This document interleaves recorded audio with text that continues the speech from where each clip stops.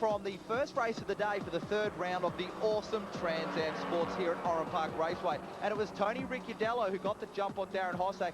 But have a look at Bernie Gillen in the Mustang. Down here, jumps on the brakes, locks up the front wheels. All out of shape. Not as bad, though, as Charlie Sinise in the Falcon. Steering failure saw him, unfortunately, stick the car into the wall. Very, very hard indeed, and the car damaged beyond repair, at least for this round.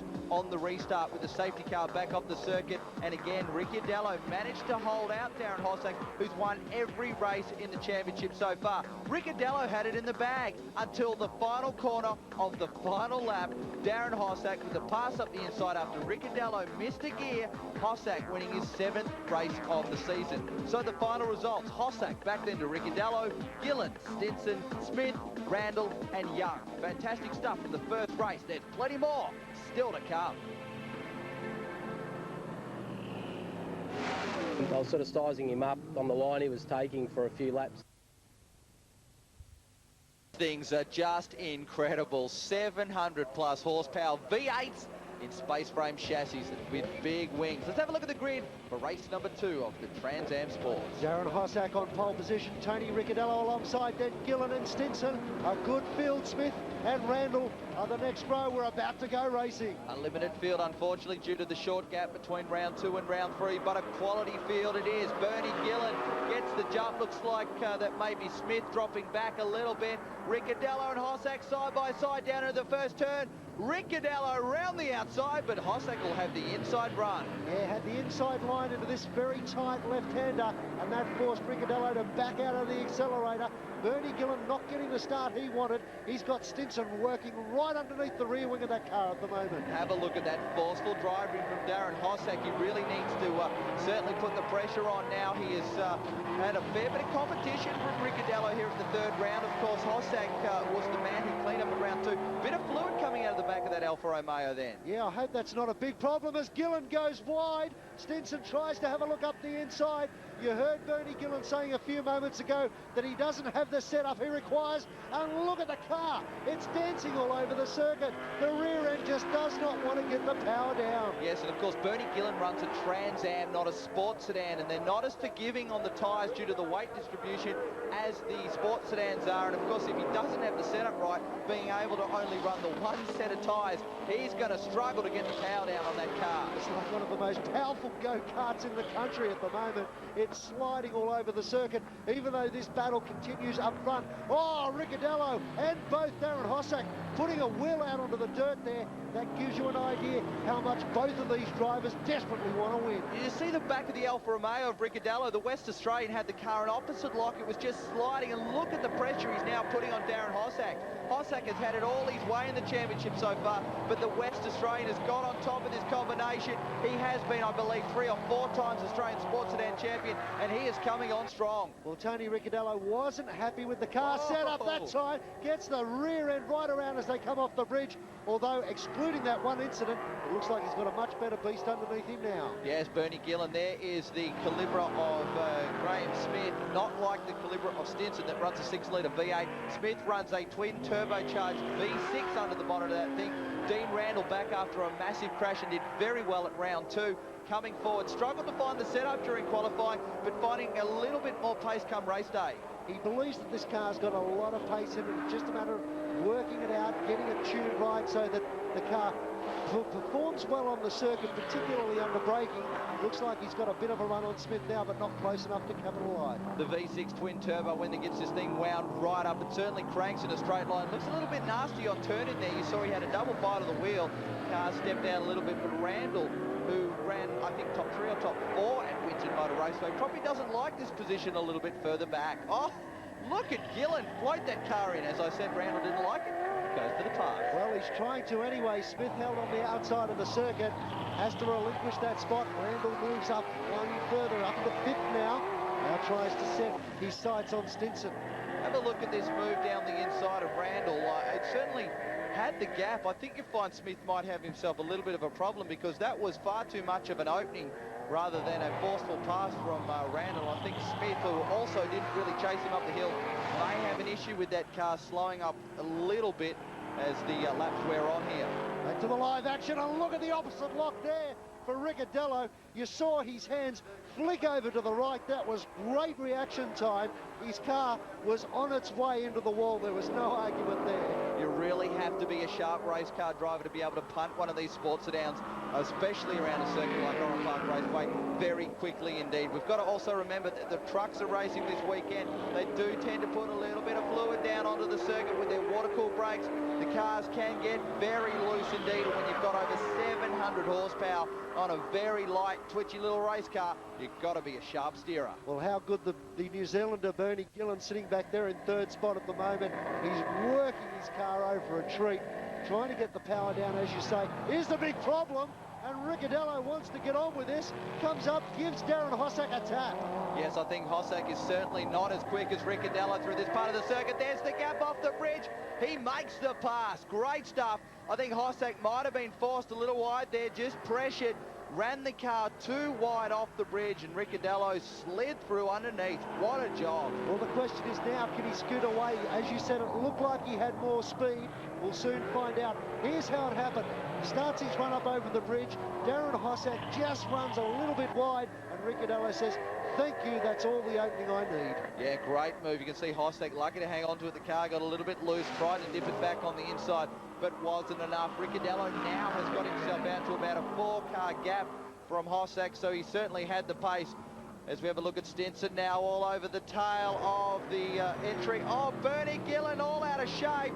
We talked about his lack of ability to get the power to the ground, and it looks like he's just put the boot in and the car has slipped around. Well, here goes Stinson now. He's under a mountain of pressure as Randall has found a new breath of air. He's worked his way past one competitor, Bean Smith. Now he's working on the back of Stinson. He wants that third spot, what is effectively now with Gillen spinning. Looks to the inside. No.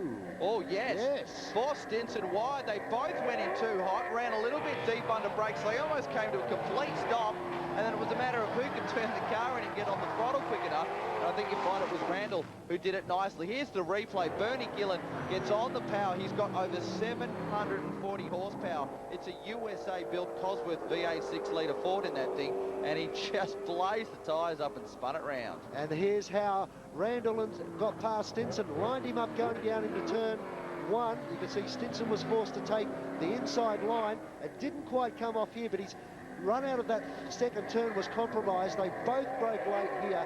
Randall, braking just a little bit earlier, was able to sneak up the inside. Cheeky, that. Yeah, Stinson tried to sucker Randall in, and they both nearly fell for it. Randall, though, came off the better with it. Ricciardello, though, doing a fantastic job. 1 lap to run for him in the B&M Ricciardello. Basil Ricciardello, who has been really behind Tony since, I think Tony's been in this car since he was something like 17 years of age and racing here at Oran Park Raceway. He knows his way around, and I think for the first time in 2004, Darren Hossack is going to be beaten. Well, Darren won't be happy with that. You're 100% right. I saw Tony Ricciardello have his first run here at Oran Park quite a few years ago, and I tell you what, he blew them away on that occasion, and he's doing them the same today here in race 2. Yes, Ricciardello, this car's been around for a very, very long time, but it's certainly got the latest bits of gears, got a new gearbox in it, which they had troubles with at the first round of competition, and doing a great job since they've got on top of it. Well, here he comes off the bridge for the final time. Hossack once again getting very loose at that part of the circuit. They go down through the S's. Looks like the 4 car is going to have to settle for second. Ricciardello comes through. The left-hander slides the car through there beautifully over the top of the dog leg. 1 more to go. Yeah, and it's a great shot. If you ever look in the window of this car, you'll see a big aluminium box next to Ricciardello. That is the engine, would you believe? It's very warm. Mid-mounted the engines in these cars, slides it up onto the main straight, greets the checkered flag, and takes the win, beating Hossack. And what a great drive by this man. He comes down into the final turn. Dean Randall brings his car up onto the start-finish straight, and the Saab will cross the line and finish third. So Saab's 2 and 3 positions taking out in this race. Let's take a look at the final results for race number 2 of the Trans Am Sports here at Oran Park Raceway. Ricciardello gets the win back then to Hossack. Dean Randall, Mark Stinson, Bernie Gillen will bring it home 5th. Graham Smith 6th. First one for Trans Am. Light conditions here at Oran Park Raceway. Let's take a look at the grid. Tony Ricciardello coming from pole courtesy of his win in race number 2. Alongside him, Darren Hossack. Then Dean Randall, Mark Stinson, Bernie Gillen, Graham Smith and Trent Young in the turbo. Toyota coming off the back. Young, by the looks of things, not able to make this race. So we've got 6 hot shots, a 6-shooter, ready for the final race. Well, it's one apiece for the front row. Who's going to take the third? Racing now, and Gillen gets a pretty good start too. Works on the back of Randall, but Ricciardello draws first blood down in turn 1. Well, he showed him how it was done in race number 2. Can he do it again for the third race? Hossack, who has just absolutely destroyed this championship so far, doing a sensational job. This is an interesting point. Have a look at how low the sun is on the horizon. That's really going to cause havoc for these drivers as they come off the bridge. Straight into their eyes. It's going to be difficult to pick up the racing lines. I think Stinson is having a bit of a look at Smith. Forced to go the outside. Can he crisscross over as he starts to run up the bridge? No, not quite close enough. Smith gets the power down cleanly. The Turbo Calibra in front of the V8 Calibra, the 6-litre maximum capacity of the V8s in these cars, and you can get as much horsepower out of them as money can buy, basically, as Ricciardello floats it up out of this turn, coming, oh, Bernie Killen, who is just struggling with the rear end on this car, just floats it through. He looks spectacular anyway. Well, they're working on trying to find a sensible race setup for this car. It hasn't been a good day for him. Great for us. He's put on a great display of controlled slides right throughout the 3 races that we've seen so far this weekend. Look at the black marks that we just saw left on the track from Graham Smith. When the turbos came in, that thing just black-tracked it out of the corner. That looks like they were actually gradually gaining speed as they get onto the straight, but I tell you, they come up there, put the foot down, and just blast out. The rear end's floating as the tyres lay big black marks. And Ricciardello, I was going to say, a bit loose under brakes. You saw him just snatch a right front tyre. It didn't cost him a position, but he is trying very hard. Darren Hossack is applying the pressure, and Ricciardello knows it just at the moment. Great shot then of Ricciardello in the office next door to the power plant. They sit beside the engines. It gets very, very hot indeed. The 6-litre Chevrolets, which is the engine that the majority of the cars in sports sedans run. Of course, this is Trans Am Sports, a combination of Trans Ams and sports sedans, the Australian spec sports sedans. And at the moment, the sports sedan's doing the job as Hossack shortcuts the dogleg. That could have been risky. Yeah, wild part of the circuit to do that on, but it didn't cost him. He's a very good steerer, has an incredible amount of experience, V8 supercars, and has stepped into this class and is loving his time. They said he'd like to go back to V8 supercars one day, but at the moment, he's quite comfortable where he is, enjoying the variants and setups of these cars. Well, let's face facts here. At a lot of circuits, these cars are anything up to 2 seconds a lap quicker than a V8 supercar. So yeah, supercars, okay, and they're the pinnacle of the sport, motorsport, but these things are quicker and faster. Why not? But he says it's more than that. In a V8 supercar, you come into the garage, the engineer makes all the changes to your car.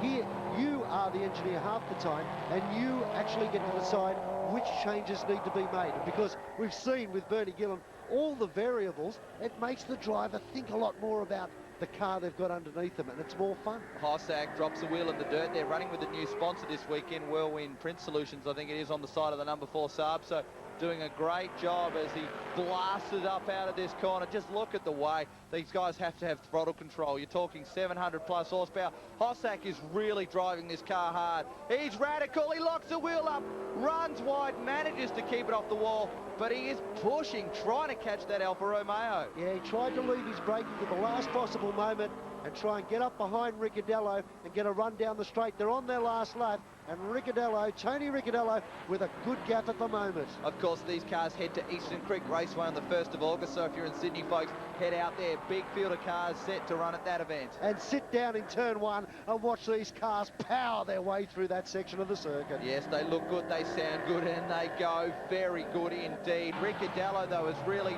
shown Hossack the way around Oran Park Raceway. I'd say both of these guys have had plenty of experience around this south circuit of this racetrack, just southwest of Sydney. But I think Ricciardello may have had a few more miles. The tyre's starting to go away for Hossack. They have to run one set for all 3 races, and you can see he's just starting to lose a little bit of rear end. Well, Nathan, I have to ask, is this the changing of the tide? That man, Darren Hossack, has been so strong at the beginning of the season, but now Tony Ricciardello has bounced back in style. Yes, does a great job. Winner of race 2 and will be winner of race number 3. Hossack will bring it home in 2nd place. Let's take a look at the final results. Ricciardello gets the win, back then to Darren Hossack. Dean Randall, another great job for 3rd, back to Bernie Gillen 4th. Mark Stinson in fifth.